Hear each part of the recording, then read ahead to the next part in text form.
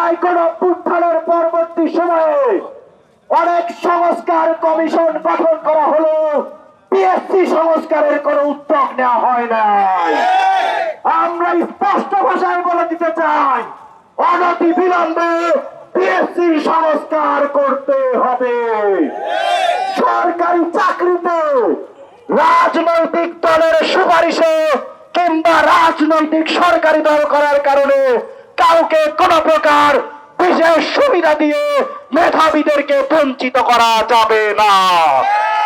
রাজনৈতিক মতাদর্শের কারণে কাউকে আবারও সেই ফ্যাসিবাদী স্টাইলে সরকারি চাকরি থেকে তার যোগ্যতা তাকে বঞ্চিত করা যাবে না।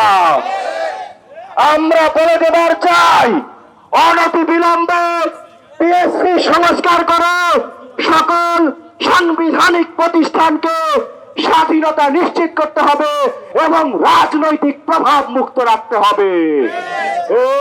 পিএসসি তো রক্ত, পিএসসি তো রক্ত, পিএসসি তো রক্ত।